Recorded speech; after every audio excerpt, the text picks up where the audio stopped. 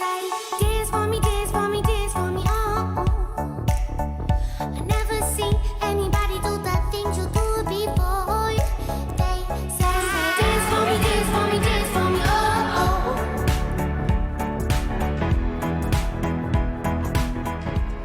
Bon matin sur France 3 Bretagne, bienvenue dans Vous êtes formidable. Portrait ce matin d'un chef étoilé bien ancré dans son territoire. Au menu, générosité et produits du terroir. Merci Mathieu Aumont d'avoir accepté notre invitation.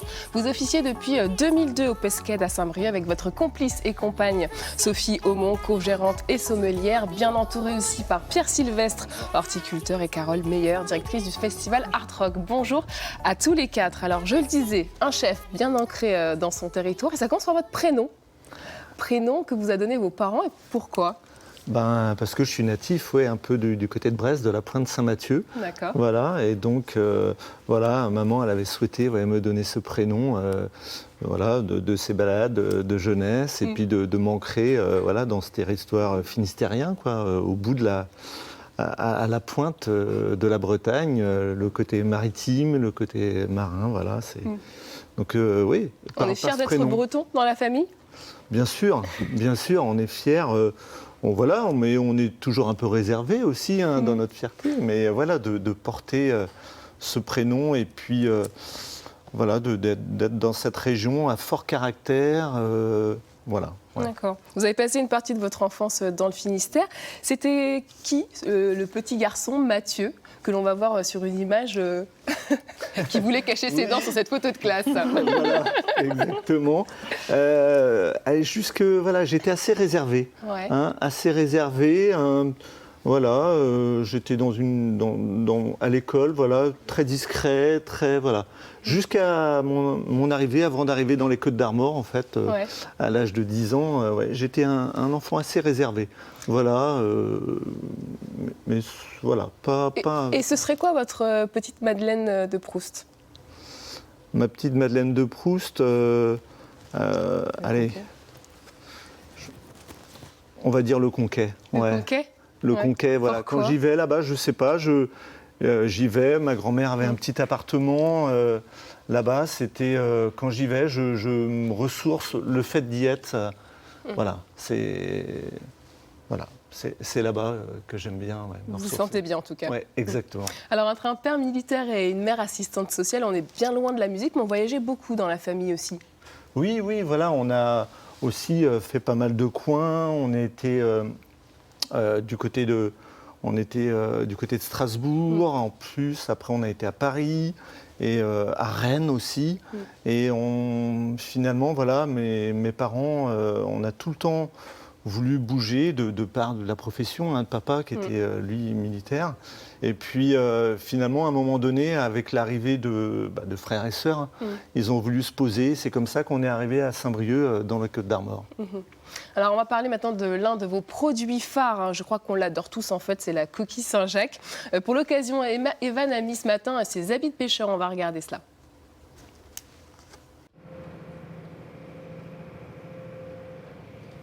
Salut Anne Fantet et bonjour à tous. Alors ce matin, on s'est levé à 4h30 pour vous faire vivre une matinée de pêche à la coquille Saint-Jacques en baie de Saint-Brieuc. Donc pour des raisons pratiques, on a enregistré ce duplex avant l'émission. Là, il est 8h30, on est sur le Black Pearl, le bateau de Grégory. Merci de nous accueillir à bord, Capitaine. Bonjour à vous. Alors, qu'est-ce qui nous attend pour cette matinée de pêche ? Alors, on part à la coquille Saint-Jacques, dans le sous-gisement de la baie Saint-Brieuc. Il y a 4 heures de pêche qui sont autorisées avec un quota maximum. Et puis voilà, vous allez découvrir comment on pêche de la coquille Saint-Jacques. Alors, pour pêcher, on utilise une drague, c'est ce qui est derrière nous ? Ouais, on appelle ça des dragues ou des râteaux. Ça racle un peu le fond et puis ça ramasse les coquilles qui sont dans le fond.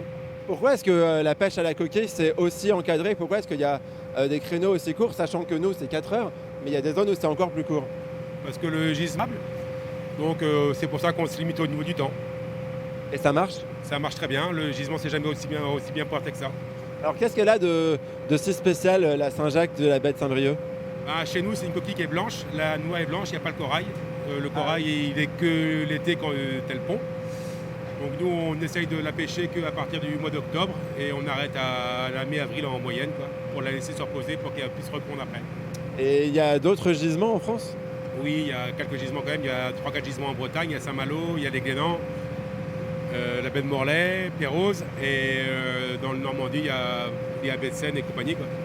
Alors, je te regardais tout à l'heure pendant qu'on faisait la sortie du port. Il y a énormément d'autres pêcheurs. Comment vous faites pour pas vous marcher sur les pieds? Ah bah, la baie est quand même assez grande, donc après on a tous plus ou moins nos endroits à nous. Là c'est dans le sous-gisement, donc on est plus ou moins tous ensemble là, mais il y a deux parties. Il y a une partie qui part dans le nord, qui part au drague à roulette, pour le gisement du large. Et nous là on est à terre, nous à travailler, dans la zone 1. Bon, et du coup, une fois qu'on aura chargé les coquilles sur le bateau, il va falloir les trier à même le bateau. Ouais, on les trie pas une par une, mais quasiment. Il y a une taille à respecter qui est de 10-2. Et on rejette les petites à l'eau immédiatement. Et ça va se passer en 3-4 traits ou peut-être 5 traits, ça va dépendre. J'ai une question là, vu que tu es le capitaine et que tu es avec moi, qui pilote? Ah, c'est mon matelot qui pilote, c'est mon beau-frère. Ouais. J'ai eu peur que le bateau se pilote tout seul. Bon, bah, on va se retrouver dans quelques minutes pour vous faire découvrir cette pêche à la coquille Saint-Jacques avec plein de belles images. Ce sera tout à l'heure. C'est à toi, Anne Fonté. Merci beaucoup, Evan. À tout à l'heure. Alors, vos premières coquilles Saint-Jacques, Mathieu Aumont, est-ce que vous vous souvenez ou est-ce que vous les avez mangées? Mes premières coquilles Saint-Jacques, où est-ce que je les ai mangées? En fait, c'est à Martin-Plage. D'accord. À Martin-Plage, c'est une petite plage en pêche à pied. Ouais. Avec mes parents lors des grandes marées. Voilà, souvent dans la baie de Saint-Brieuc, lors des grandes marées, il y a quand on va chercher des coques, quelques praires, et puis aussi il y a des rejets de coquilles Saint-Jacques, comme la baie est riche en coquilles. Et donc comme ça, voilà, c'est des choses qu'on avait pêchées, et puis à la maison, comme ça, juste ouvertes, un peu gobées avec un peu de fleur de sel. Ouais, c'est le premier souvenir que j'avais avec mes parents. Ouais. Alors avant de vous lancer en cuisine, vous étiez maître d'hôtel. Comment s'est fait la bascule en fait? Alors la bascule, elle s'est faite un peu naturellement. Quand vous êtes en salle, en restaurant, vous aimez forcément ce que vous faites et vous transmettez la passion du cuisinier aux convives. Et en fait, c'est un métier que j'adorais, en fait, transmettre quelque chose. Et à un moment donné, c'est fait le choix un peu j'étais avec Sophie, donc on était tous les deux aussi. Il fallait aussi que chacun trouve sa place dans notre restaurant. Et finalement, donc, j'ai décidé d'aller vraiment en cuisine et de faire un peu un côté un peu autodidacte, faire ce que j'aimais faire et puis transmettre la cuisine que j'avais envie, assez nature, avec les produits travaillés, mais pas trop. Et finalement, voilà, on a trouvé notre place aux Pesquettes avec Sophie. Donc, voilà. Vous êtes rencontrés comment, en cuisine ou pas? Non. Non, avant on s'est l'aventure? rencontrés sur la première fois sur un salon du tourisme à Rennes. D'accord. Parce que moi, je travaillais dans le tourisme. Ouais. Mathieu représentait, je crois, un hôtel à l'époque. Ok. Et donc, c'était notre première rencontre, c'était le tourisme. Et après, j'ai adopté la restauration. Et quand on lance son restaurant, est-ce que l'objectif, ça reste la première étoile ou on se dit, déjà, il faut que l'affaire tienne? Bon, bien sûr, quand on se lance, nous on s'est lancé très très jeune. Notre premier restaurant, on l'a lancé, on avait 25 ans. Toi, tu avais 24 ans. Le Pesquette, on n'avait que 29 ans. On a acheté une institution briochine en plus. Et bien sûr, on fait attention économiquement, parce que quand on est jeune, il faut faire hyper gaffe. Mais bon, je pense qu'il faut être assez naturel en fait, dans ce que l'on fait, de ne pas se mentir, d'essayer de faire quelque chose du mieux qu'on peut, bien sûr, avec des choses qu'on aime, les producteurs aussi, on va en parler tout à l'heure, sourcer, d'avoir nos amis avec qui maintenant on travaille depuis 20 ans. Et je pense que ça se fait finalement assez naturellement. Après, quand on parle d'étoiles, on n'y va pas en disant, voilà, moi je veux être chef étoilé. C'est pas ça. Ce qu'on veut, c'est un restaurant avec des gens qui prennent plaisir, qu'on accueille. On fait bien à manger, puis après vient ce qui vient. Et ça représente quoi finalement l'étoile? Je crois d'abord qu'il y a la notion de plaisir qui est importante. Le plaisir, il est d'abord pour nous. C'est bien quand ça commence comme ça déjà. Et après, pour nos clients, évidemment, c'est essentiel. Donc d'abord, c'est le plaisir et la volonté de bien faire les choses aussi, parce que ça nous tient à cœur. On est exigeant avec nous-mêmes et avec notre équipe. Et dans un deuxième temps, oui, l'étoile arrive et évidemment, c'est beau, c'est une récompense. On est content de l'avoir quand même. On est content de l'avoir, bien sûr. Bien sûr. Et d'un point de vue économique aussi, c'est vrai que c'est un plus. Et après, on veut la garder. Ouais, c'est ça. Et vous l'avez toujours d'ailleurs. Alors, au pesquet, ça veut dire poisson en breton. Donc, vous adorez ça, cuisiner le poisson. Quelle est la promesse que vous faites à vos clients dans chaque plat, finalement? La promesse, c'est de retrouver le goût des choses, en fait. Hein. C'est de leur faire manger des poissons, des légumes, avec des recettes assez originales, mais que quand on mange voilà, un morceau de courge, de Saint-Jacques, de Saint-Pierre, j'ai envie que les gens retrouvent ce goût. Et dans cette promesse, il y a évidemment la boisson, même si je précise que la cruelle est à consommer avec modération. Mais c'est un petit peu aussi votre touche en tant que sommelière? Oui, on propose beaucoup d'accords mets et vins. Donc, on essaie évidemment à travers cet accord de mettre les plats en évidence, les créations de Mathieu. Et puis de faire découvrir plein de choses, parce que le vin évolue tout le temps. On a tout le temps des choses nouvelles à proposer aux clients, à goûter. C'est bien aussi pour nous. On se renouvelle en permanence. Vous le disiez tout à l'heure, c'était important de travailler avec des producteurs locaux. Ça fait combien de temps que vous vous connaissez Pierre, Pierre, ça fait une petite dizaine d'années, là. Ouais. Une petite dizaine d'années. 8 ans, cette année. Ouais. Comment on se rencontre dans ces milieux qui parfois Sur ne le marché, tout simplement. Ouais. En fait, c'est un lieu de rencontre et avec des clients et avec des collègues et restaurateurs aussi. Donc c'est ça qui est formidable en fait sur les marchés. On côtoie tout le monde. Et puis en fait à la base c'est ça. Ça part d'un oncle qui est maraîcher et puis voilà, moi je suis plus producteur de plantes aromatiques, de fleurs comestibles, ce genre de choses, de fleurs coupées.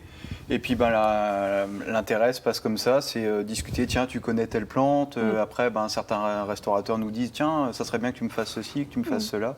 Donc c'est vraiment une vraie complicité. Et alors qu'est-ce que vous nous avez apporté ce matin? Des choses un petit peu originales. On parlait de coquille Saint-Jacques tout à l'heure.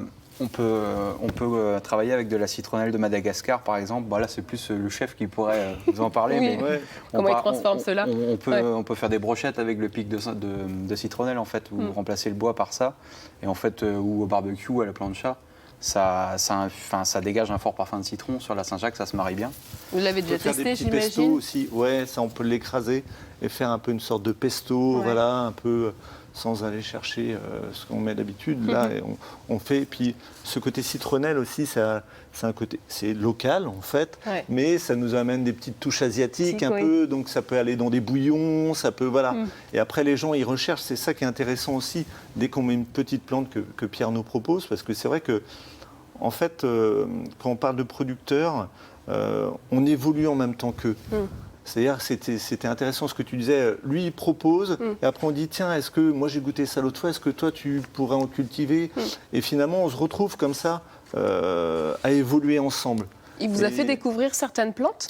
Oui, par bien exemple sûr. Bien sûr, hein. Des verveines, la petite plante aussi anisée que j'ai plantée cet hiver. On a de la tagette anisée. La tagette anisée, voilà, il m'a fait... On a aussi de la mertensia. Bah, ça commence à être un petit peu plus connu, mais ça, c'est des plantes qui ont goût d'huître, en fait, ce qu'on appelle de l'huître végétale. On a eu du basilic aussi vivace, qui est très, très puissant. Mais c'est sûr que c'est vraiment des choses, nous, au gré des discussions, au gré des voyages aussi, qui nous font avancer. On a besoin de faire les classiques du basilic, de la coriandre. Mais c'est ça aussi qui nous fait avancer dans nos jobs, c'est de toujours chercher des choses originales. Oui, parce que justement, nous, en tant que téléspectateurs ou en tant que clients, on pense souvent au thym, basilic, menthe. Est-ce qu'il y a des plantes qui gagnent à être connues et qu'on pourrait utiliser dans notre cuisine quotidienne? En fait, c'est un peu infini. C'est ça qui est génial avec les plantes, c'est qu'il y en a des sauges, t'en as combien déjà? C'est ça, des sauges, on en a une dizaine, mais il en existe plus de 300. Enfin, c'est vraiment des choses hyper intéressantes. Et si on ajoute à ça des fleurs comestibles comme de la parce pensée, que ça, on n'y pense pas du tout d'ailleurs. Tout simplement pour finir un plat ou de la capucine ou des choses comme ça en déco d'assiette. Qu'est-ce que c'est Ça, c'est de la Viola cornuta, donc c'est une variété de petites pensées. Donc c'est des fleurs qui sont comestibles et on peut la mettre dans quel type de plat par exemple? Là, en ce moment, là, moi je fais sur les Saint-Jacques. En ce moment, je fais un beau croustillant de blé noir où je fais une mayonnaise aux herbes en fait. Et par-dessus, on vient agrémenter de petites plantes comme ça qui viennent réveiller en fait. Dès qu'on croque, tiens, hop, ça envoie du peps aussi naturellement. Bien sûr. Et puis ce qui est sympa, ce qu'on a, parce que bon, avec l'histoire, avec les confinements qu'on a eus, nous on a un beau jardin aromatique. Et donc du coup, avec Pierre, il m'a donné plein de plantes comme ça. J'ai pas arrêté de planter Si ça continue, il va plus avoir besoin de vous alors. Mais si le but, et c'est aussi aux gens, et les gens trouvent ça hyper intéressant aussi d'avoir aussi quelque chose de notre jardin. Nous on fait que de l'aromate. Je laisse le boulot aux maraîchers pour tout ce qui est légumes, tout ça, mais c'est vrai que c'est assez intéressant aussi de pouvoir planter. Et puis ça prend toujours. Et puis lui, il me donne des conseils de taille. Ça va au-delà de la cuisine et de la dégustation. C'est partie du métier aussi, et c'est le côté positif du confinement et du Covid, c'est que ça a permis aussi de nous découvrir un peu plus aussi. Et moi, je passais chez eux, ça me faisait du bien aussi de voir du monde et vice-versa. Et quand on n'avait pas le droit de sortir sur les marchés qui étaient fermés, et c'est vrai que ça a été pour ça, ça a été une belle découverte, c'est sûr. Et quand on est cuisinier comme vous, on travaille avec combien de producteurs ?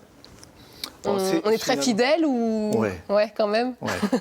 On est très fidèle, hein, franchement. Ils sont tous sur le marché. Hein, la Pierre, son tonton Jean-Luc Le Gallec, avec qui je travaille sur les légumes. Les jardins de la Perrière aussi, en bio, avec qui je travaille aussi un peu sur quelques plantes. Et puis voilà, hein, après, moi j'ai un pêcheur de Saint-Jacques, j'ai un pêcheur d'Ormeaux.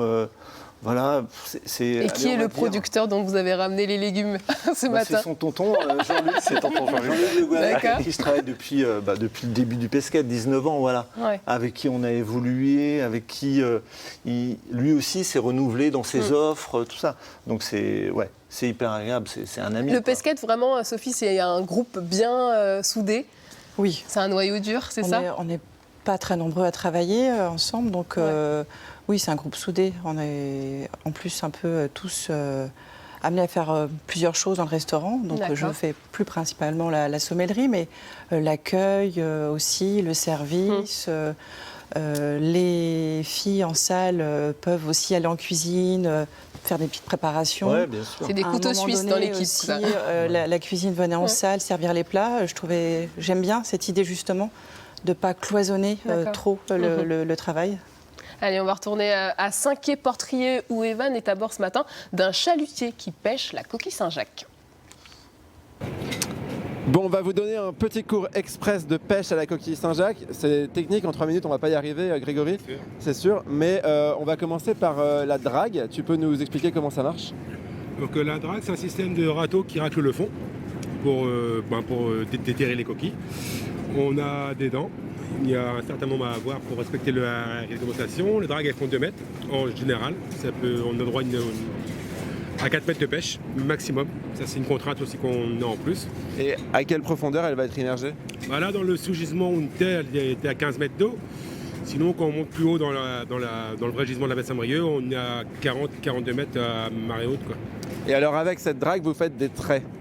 Oui, on fait des traits. Donc ici, comme c'est un sous-gisement, donc il y a moins de densité de coquilles, on peut se permettre de faire des traits de 20 minutes. Comme ça, on a le temps de trier pour voir le quota. Par contre, quand on est en baie de Saint-Brieuc, on n'a que 45 minutes de pêche, donc on fait des traits de 10-12 minutes, quoi. Donc juste le trait, c'est on avance tout droit et on racle, quoi. Voilà, c'est ça. Et comment tu choisis là où tu vas faire un trait ? Voilà, comme je rappelle, c'est un sous-gisement, donc c'est assez grand, c'est assez vaste, donc on fait par rapport aux marées qu'on a fait la semaine dernière. Oui, tout est mémorisé sur ton ordinateur. Voilà, je mets toutes mes traînes pour là où c'est le mieux, là où il y ait une croche, qu'on puisse faire attention, quoi.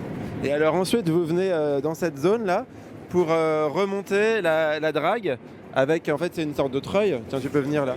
C'est un treuil qui vire nos funes là, où les dragues sont maillées. Après, moi, j'ai un système de caillourme pour les embarquer à bord du bateau. Et alors, vous triez chaque fin de drague sur le bateau pendant qu'on drague les autres. Pourquoi vous faites ça ?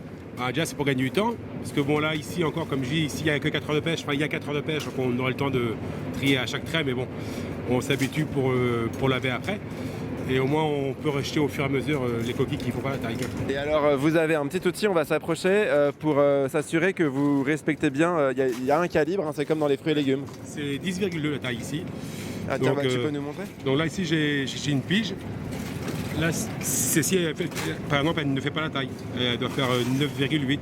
Ah, donc celle-là, elle passe pas au contrôle qualité, on la renvoie par-dessus bord, c'est ça ?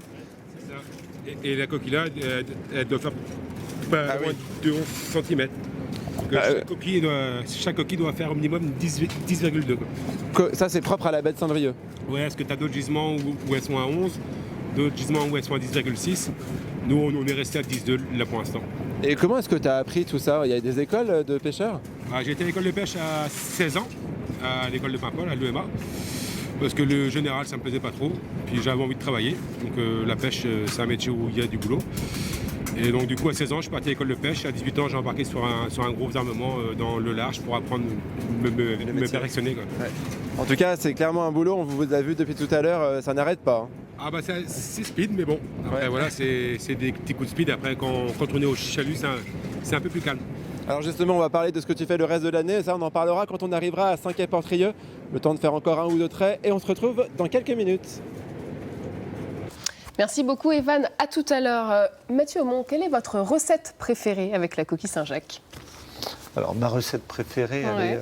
on va faire la recette du moment. Hein. La recette de ce moment, c'est avec juste une petite purée de chou-fleur, là, agrémentée d'une petite pointe assez fine de curry. La Saint-Jacques, on va juste snacker comme ça au teppanyaki. Et puis par-dessus, allez, on met un petit mélange de chou-fleur cru, voilà, avec un petit peu de museau. Voilà, parce que j'aime bien aussi ça apporter quelquefois des beaux produits. On a des très beaux charcutiers en Bretagne aussi. Donc voilà, avec par-dessus. Et puis on met juste un petit vinaigre de cidre qu'on finit comme ça pour amener un petit peu ce petit peps par-dessus. Voilà. C'est Je dur vois de Sophie définir qui une sourit. recette, Oui, parce que Mathieu ne garde pas ses recettes. D'accord. Il est toujours dans la création. Ouais. C'est sans fin. Donc on n'a pas une recette phare. On aime bien la nouveauté. Alors on part parfois d'une idée, d'une recette qu'on a déjà créée, enfin que Mathieu a déjà créée. Et puis elle est revisitée en permanence. Ouais. Et pour vous, pourquoi la coquille Saint-Jacques représente le produit par excellence d'exception? Parce que c'est dans notre baie, dans la baie de Saint-Brieuc, déjà ça représente vraiment un coquillage un peu mythique. Ça représente aussi le respect de la nature, parce qu'il faut savoir qu'elle est très surveillée. Ce sont les pêcheurs qui se sont organisés justement pour préserver cette ressource. Donc c'est hyper intéressant. Et puis voilà, aujourd'hui on sait qu'il y a une saison. On l'attend avec impatience cette saison, début octobre. On sait qu'il y a une fin aussi. Ça nous fait plaisir à la fin. Et puis, je veux dire, elle est vraiment ancrée dans la baie. Hein, quand on va de Paimpol au Cap Fréhel, voilà, ça forme avec Saint-Brieuc au centre. Voilà, ça, je trouve que ça représente bien voilà, toute cette idée de cette baie, de respect et du coquillage marin. Et puis toujours ce produit aussi qui est très simple au final. Voilà, on peut l'ouvrir comme ça, la décoquiller, la manger tout de suite. Vous pourriez Voilà. en parler des heures. Ouais, c'est vrai. Je vous vois là C'est ça. depuis tout à l'heure. C'est ça. On va avancer un petit peu quand même, mais en 2008, alors vous vous êtes lancé dans une autre aventure, c'est celle de Rock and Talk avec d'autres chefs briochers. Comment cette idée, qui a eu l'idée en premier? En fait, elle est venue à l'époque du Didier Simon, de Jean-Michel Boinet et des chefs. On était un peu mis en avant au niveau de la gastronomie. Ouais. Bien sûr, à Art Rock, c'était bien sûr le festival, l'événement phare du printemps à Saint-Brieuc. Et on s'était dit, il faut que l'on amène un peu qu'on casse un peu les codes. Et puis bon, moi je fais tous les festivals. J'adore. Je vais au Hellfest, aux Vieilles Charrues, tout ça. Je vais aussi au Grand Prix Moto et on mange rarement bien. Ouais, c'est clair. De toute façon, il y a une on a dizaine tous d'années, vécu le maintenant, ça a festival, on évolué. finit avec les frites surgelées, pas bonnes. Voilà. Ça a évolué maintenant, mais il y a 10-15 ans, on mangeait toujours mal, quoi. Et on s'est dit, c'est Encore pas aujourd'hui, possible. parfois. Voilà. C'est pas possible d'avoir ce territoire, ces chefs, ces équipes aussi, parce que voilà. Et puis ce festival, faut qu'on monte un truc. Alors, au début, c'était. Vous avez dit oui tout de suite ou pas, Carole Meyer, quand ils sont venus vous voir? C'est l'ancien directeur Ouais. Jean-Michel Boinet à l'époque qui a pris qui a accepté, effectivement. Et il trouvait que c'était un peu une idée de fou, mais justement, il aimait bien voilà, le petit grain de folie. Il fallait y penser aussi. Bah, effectivement. Parce qu'on a tous vécu ça, c'est-à-dire voilà, un snack pas très bon. Tout à fait. Et à l'époque, c'était précurseur. Maintenant, on retrouve ça dans beaucoup de festivals à travers la France. Mais eux ont vraiment créé quelque chose. Et puis, c'est l'occasion pour le coup, de vraiment mettre en valeur le territoire. C'est-à-dire, c'est fait par le territoire, pour le territoire, avec le territoire. C'est des équipes d'ici, des produits d'ici, un festival d'ici. Enfin voilà, c'est une vraie aventure. Et j'aimerais revenir sur la première édition, ça devait être quelque chose quand même. La première édition, c'était comment on va brancher le four. On ne savait pas si les gens allaient venir. On avait dû faire, je crois, l'ordre de 1500 portions. Les équipes étaient là. Mais avec une grosse envie, quoi. On sentait qu'il y avait cette envie de se retrouver, d'amener aussi. La chose aussi, c'était de faire des plats à pas cher, avec lesquels on pouvait se balader dans le festival, et toujours avec des partenaires aussi, pour tout ce qui était légumes, viande, qui nous suivaient sur de la qualité. Ça, on n'a jamais dérogé à ce truc-là. Mais ça reste quand même un exercice complètement différent. Ah bah oui, pour vous. Alors mais bon, c'est vrai que le début c'était 1800 plats. Aujourd'hui c'est 15 000 en 5 services. Quoi. Et vous disiez que ça existe dans d'autres festivals aujourd'hui ? Oui. Alors pas forcément pas forcément sous la même forme. Là, on a quand même aujourd'hui, on a une vingtaine de chefs, pâtissiers, cavistes. Enfin, c'est devenu une armée avec chacun sa brigade.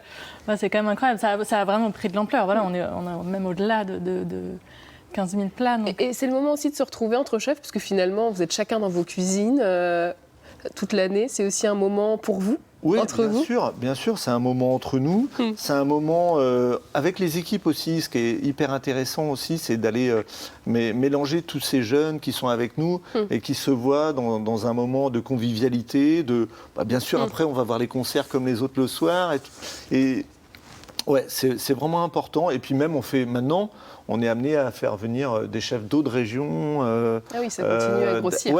On aime bien, pas grossir, mais c'est vrai que c'est bien d'avoir aussi des invités, d'apporter des nouveautés. Des nouveautés, c'est important. Alors, vous aimez aussi aller là où on ne vous attend pas. Vous avez emmené votre amour de la gastronomie jusque dans les murs d'une prison à Saint-Brieuc. Ouais, vous ça c'était. je m'en souviens. Je pense que je m'en souviendrai toute ma vie. Ah oui, c'est quelque chose qui doit remuer. C'est quelque chose de voilà. Comme un peu sur Rock and Talk, j'ai toujours essayé d'inviter maintenant des gens d'ailleurs, de travailler avec des organisations handicapées, des choses comme ça. Et c'est peut-être le côté de ma maman qui était assistante sociale qui me reste. La fibre sociale en vous, Et d'aller dans cette prison, c'était le chef cuisinier, le directeur qui voulait qu'on agrémente un repas, à travailler avec les prisonniers d'ailleurs, puisque dans les cuisines.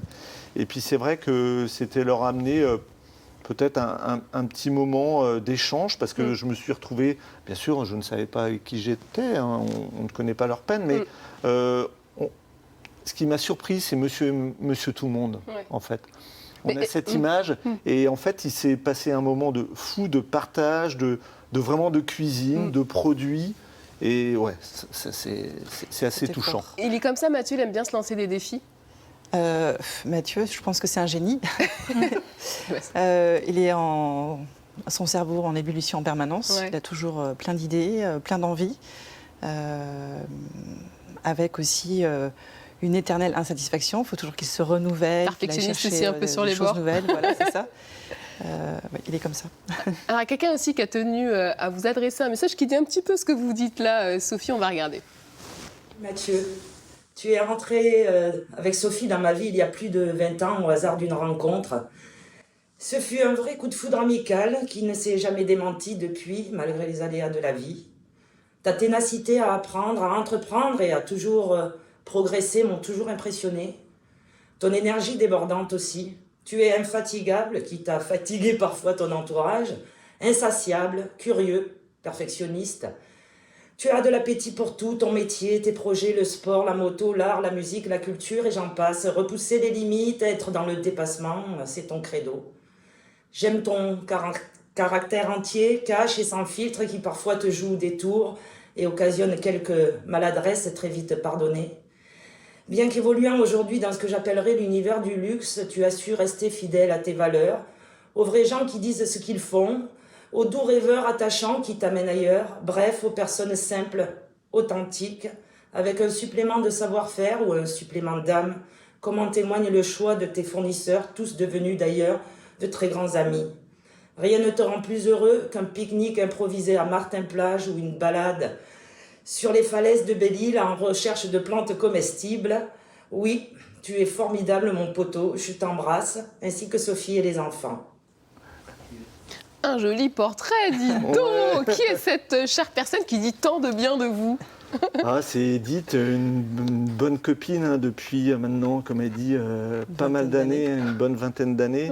Alors elle me fait rire, elle dit que moi je suis un travailleur, mais elle est infatigable aussi, quoi. Ouais. Et voilà, c'est quelqu'un aussi qui nous apporte de la gaieté. Toujours, on adore sa façon de s'habiller aussi. D'accord. Moi, je voilà. dis souvent d'elle que c'est notre empêcheuse de tourner en rond. Elle a toujours aussi beaucoup d'idées. Ouais. Bon, allez, on va aller jeter un dernier coup d'œil du côté de Saint-Quay-Portrier. L'heure est à la pêche à la coquille avec Evan. Ça y est, Anne-Fanté, on est arrivé sur le ponton à Saint-Quay-Portrieux. Avant, on est passé par l'étape de la Criée. En fait, on ne sait pas tout ce qui se cache derrière nos noix de Saint-Jacques. Ces ascenseurs à pêche, là, à coquillage, ça marche comment ? Voilà, c'est simple, c'est plutôt que débarquer à la cale, parce que des fois à marée basse c'est pas évident, donc on a un type d'ascenseur, on peut charger jusqu'à 800 kg dedans. Ça monte, il y a un fait de nuit qui les prend là-haut, il pèse, parce que toute coquille pêchée en Baie-Saint-Brieuc doit être, t'as une pesée obligatoire, c'est pour suivre les quotas. Et puis ensuite ça part à la vente d'ici en fin d'après-midi. Alors justement, on parlait des quotas tout à l'heure sur le bateau, ça représente à peu près combien de sacs pour toi ? Moi je fais des sacs de 23-24 kg, donc ça fait, il me faut 38 sacs pour avoir la pêche maximum de 900 kg. Et tu pêches combien de fois par semaine ? En ce moment c'est 2 fois par semaine, 2 fois 4 heures. Ah oui. Et alors le reste du temps tu fais quoi ? On va au chalut, là je repars au chalut pour essayer de faire un peu de maquereau. Et autrement, je m'occupe pas mal des bureaux en ce moment aussi, donc c'est pas... Le bureau des représentants des pêcheurs, c'est ça ? Le bureau du comité des pêches. Donc je vais un peu moins en mer, un peu plus dans les bureaux maintenant. Bon, surtout quand il pleut, c'est plus sympa. Ouais, bon, c'est pas... Alors, est-ce que tu sais où elles sont, où elles sont vendues, tes coquilles ? Là, ça part aux enchères, donc c'est soit les grandes surfaces du coin, soit les mareyeurs du coin, les grossistes, quoi. Elles peuvent aller à Rungis, elles sont un peu dispatchées. C'est pour ça que tout à l'heure, je te montrais les étiquettes sanitaires. C'est pour avoir un suivi du bateau jusqu'à dans l'assiette, quoi. C'est la traçabilité, en fait. Voilà, c'est ça. Bon, alors en ce moment, il y a un sujet un peu chaud en Baie-Saint-Brieuc, c'est les éoliennes. Un sujet que tu connais bien puisque tu représentes une partie de la profession. Quel impact elles peuvent avoir, ces éoliennes, sur votre activité ? L'impact, c'est en premier lieu, ce sera les travaux qui sont en cours. On a bien vu cet été avec le peu de choses qu'ils ont fait, on a diminué notre pêche au niveau du poisson de 32%. Il n'y a plus un seul poisson. Là, je suis parti encore la semaine dernière au maquereau pour faire du pélagique. Il n'y a plus un maquereau, alors qu'à cette époque-ci, on n'en pêche pas trop mal, quoi. Mais alors, qu'est-ce qu'ils font comme travaux, juste pour comprendre ? Là, ils font des forages dans le fond de la baie. Et ça fait peur aux poissons. Ça fait énormément de bruit, donc c'est pas terrible, quoi. Le poisson, avec 200 décibels dans la tronche, ça apprécie pas trop, quoi. Il fait demi-tour. Bon, donc ça, c'est l'impact majeur, en tout cas pour l'instant. Ouais, l'impact majeur pour l'instant, ça c'est ce qu'on voit maintenant. Est-ce qu'on verra plus tard, comme pour les coquilles, ils disent que les coquilles, ça ne les tue pas. Mais ça les fatigue, et les fatigues, après, tu as les prédateurs qui s'y mettent, et puis on craint une disparition, quoi. Bon, en parlant de coquilles, t'en as une dans la main, ce serait peut-être l'occasion de goûter, parce qu'une coquille, ça se mange cru. Oui, ça se mange cru. Moi, je les mange en carpaccio, c'est là que je préfère. Eh ben, on peut goûter. Et c'est pas bizarre de la manger crue, elle va bouger. Elle est encore un peu vivante. Hein. En tout cas, mais moi, je mets beaucoup plus de temps à la décortiquer. Il y a un coup de main. Un petit peu. Là, quand même. Attends, peut-être la rincer. On partage. Hein ? On partage. Si tu veux, attends, je vais... on va la manger hors antenne, c'est pas grave. Tant pis pour vous. Il y en a plein d'autres, mais elles sont pour nous, pas pour vous. Voilà. Allez, bonne journée à vous. Merci beaucoup, Evan. À demain. Alors, il paraît aussi que vous êtes un fan de moto. Ouais, j'adore ça. Ouais. J'adore ça. C'est le côté aussi évasion. Sur nos côtes. Là, vous sortez la moto l'après-midi, vous faites 1 heure, vous allez jusque Saint-Quay, vous allez Paimpol, le Cap Fréhel, top, parler. Et puis vous revenez, puis vous avez l'impression d'être parti le week-end, quoi. Ouais. Et puis on a une tellement belle région, je trouve que la découverte à moto, comme ça, on a toujours cet air qui vous vient quand vous vous baladez, que c'est... Et puis nous, c'est nos petits moments de partage aussi. Oui, c'est vrai. On aime bien partir tous les deux. Ouais. Bah ouais, là c'est une photo où... C'est ma première moto, ça. D'accord. C'est ma première moto. Ouais. Ok. J'adore ça. Et peut-être c'est une autre façon aussi de découvrir ma région, quoi. Est-ce qu'on C'est- peut parler aussi de l'homme aux multiples tatouages? Il paraît que vous avez une oui, non, vous avez ribambelle emmené de la photo, là. tatouages. Ouais. C'est ma faute. Non. Merci Sophie. Et oui, et voilà. Alors ça, c'est une photo. En plus, j'aime pas trop les montrer. Ouais. En fait, j'aime bien. C'est un peu pour moi. Pourquoi on se J'aime tatoue? bien ça. Bah, je sais pas en fait, Ouais. mais c'est aussi C'est l'univers. l'art, Moi je j'aime pense. bien. J'aime bien l'art contemporain. J'aime bien la BD aussi. J'aime bien. Je pense que ça permet aussi d'imprimer quelque chose à un moment donné aussi. Et ça nous rappelle aussi des moments de la vie, quelques années après, oui, au quotidien en fait. Mais c'est quelque chose que j'aime bien. On ne se met pas trop de limites, et puis il y a des moments où on n'en fait plus, puis après on en refait. Voilà, il y a D'accord. pas de. Ouais. On arrive bientôt au terme de cette émission. Vous côtoyez tous ici, avec plus des affinités, Mathieu. Pourquoi on aime travailler avec lui? Pourquoi on aime bien travailler avec Mathieu Aumont? Parce qu'il est accessible, parce qu'il est direct, parce qu'il est sympa, parce qu'on le croise derrière une scène ou à côté d'un concert, autant qu'on le croise derrière les fourneaux. Donc voilà, moi je dirais ça. Qu'est-ce qui vous plaît? Moi, c'est un peu. Évidemment, ça se rejoint aussi, mais puis c'est le côté spontané, quoi. C'est très, très informel comme discussion quand on se croise. Il y a toujours des choses à se dire, et puis on est content aussi d'aller manger chez eux et de trouver nos produits aussi mis en valeur. Donc c'est vraiment, c'est plaisant, c'est simple. Ouais. Sophie, Ah, c'est compliqué. après 20 ans, Je crois que je m'ennuierai jamais avec Mathieu. Ouais. C'est... Voilà. l'année prochaine, ça fera 20 ans Ouais. que vous avez repris au Pesqued. Sacrée étape, non? Comment vous le vivez, ça? On ne s'est jamais inscrit dans une perspective de plusieurs années. On s'est dit, on y va, on fait ce qu'on veut, et combien de temps, on ne sait pas. 5 ans, 10 ans, 15 ans, on verra. Le jour où on en a marre, on arrête. Pour l'instant, on ne s'ennuie pas et on a envie de continuer. Donc voilà, rien n'est écrit. Ouais. 20 ans, quand on regarde derrière, qu'est-ce qu'on se dit aujourd'hui? Je regarde pas trop derrière en fait. Je vois les personnes qui m'entourent aujourd'hui, parce qu'en 20 ans il y a eu le Pesqued, mais on a créé d'autres choses, on a créé d'autres commerces avec des employés qu'on a eus, qu'on a installés, et aujourd'hui en fait c'est de les voir eux avec leurs enfants dans leur propre commerce. Je citerai l'Arbalaise, le Rouge, Marguerite, une fromagerie. On ne s'est jamais arrêté. Donc en fait ce qu'on aime bien, c'est en plus d'avoir notre famille, nos amis, ce sont aussi les gens avec qui on a travaillé, installés. Et donc, on est au centre de tout ça. Et tous les jours, on croise quelque chose, la petite graine qu'on a mis un jour. Et c'est ça le plaisir. Et c'est pour ça qu'on est encore là au Pesqued. Enfin, je veux dire, c'est... Et oui, je pense qu'il y a une idée aussi de transmission. Oui, c'est ça. Transmettre et partager. Voilà. Ouais. Merci beaucoup Mathieu Aumont d'avoir été avec nous. Merci à tous d'avoir merci. participé. Alors c'est la petite tradition dans notre émission, on prend en photo nos invités pour immortaliser ce beau D'accord. moment d'échange. Vous intégrez officiellement la famille, vous êtes formidables. Ah, merci. à tous ceux qui nous ont suivis ce matin. On se retrouve dès demain à la même heure. C'est parti? Oui. Sophie, vous allez quand même la complice des premiers jours et des prochains. Do that thing